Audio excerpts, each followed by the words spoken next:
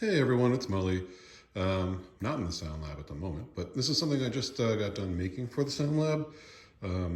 It is a rack cabinet. It's got 12U rack rails in there um, and handles on the side. No back, and then I found these legs on Amazon. And I kind of blacked out some of the stuff that's racked in it, well, all the stuff that's racked in it, because that's going to be in a future video for my rack of weirdness here. I'll give you a hint that it's all one brand, but if you can guess what it is, I'd kind of be surprised. But it's weird, kind of like everything I do. But yeah, I haven't been in the Sound Lab as much lately, and hope to remedy that. I'm pretty impressed with myself on this one. Kind of like my synth stand that I put up earlier. I didn't really have a plan. I just literally drew a box and some measurements. What I wanted was for the knobs to be protected on this. I wanted the lip to kind of come out further than the knobs. You can see that it's definitely doing that. With nothing protruding in the back, and nothing does. And here's something my grandfather, who was a very good woodworker, would be very proud of. Put the framing square on it. Oh, look at that. Hardly any wiggle room. It's not perfect. It's got some imperfections on it. There's a little gap there, but just finished it with linseed oil and shellac. It's got these neat legs on the bottom. We just refinished this room, so I thought it would be a good place to show it off. Kind of looks nice in here.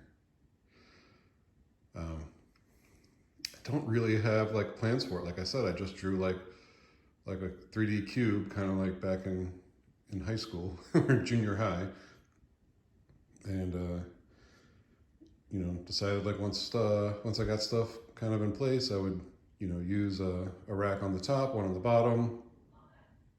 Use the square a lot. Cut stuff out. I use the circular saw. I use a jigsaw and a hole saw for the handles on the sides. It's definitely not perfect. This handle over here is a little bit wonky. It's a little on a slant. Got that figured out for the other side. That one's pretty square. I like that one. But learned a lot of things. You can probably see over here, like down here, I've got some patches where I had to use some sawdust and glue because I missed with some wire brads. But yeah, it's really pretty cool. I've never put something together that's like a whole rack of one brand, and it's kind of neat to see it all together. If I do have a blank at the top because I only had 11 units worth of rack gear, and you can buy 12 or 10, but not 11. So I guess I'll be searching for that missing piece here at some point. Some of these are more useful than others. One of them is super cool. That kind of makes the whole thing kind of worth it.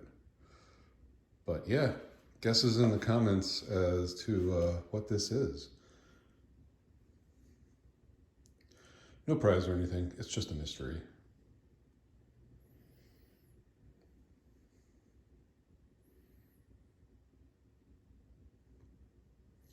And if you have any questions on how I made it, also feel free to put those in the comments.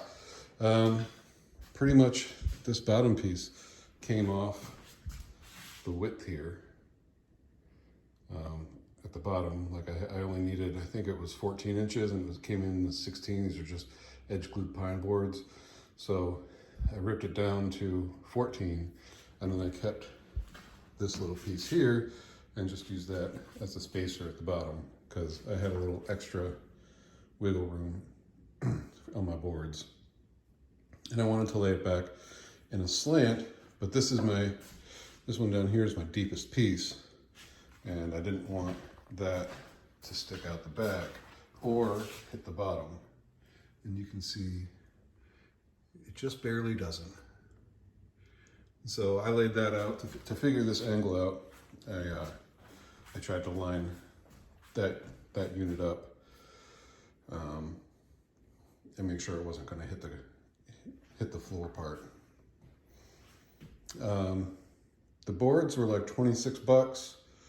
I want to say the linseed oil was 10, shellac was 10, the rack rails were like 25, and the legs were like 30 bucks. I bought way too much sandpaper, so I don't know if I include all that, but all in, it's less than 100 bucks, and I would say it looks pretty good.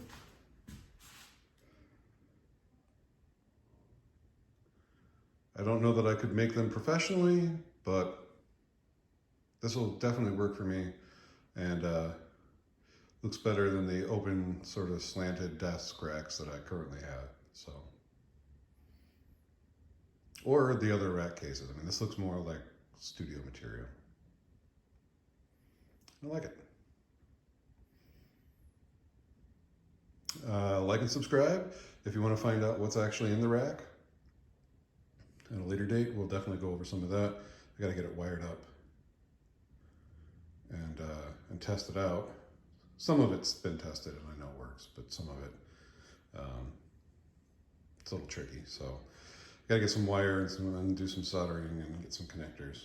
But yeah, if you want to see what all of this wackiness is, like and subscribe. Future video will go over some, all, most of it.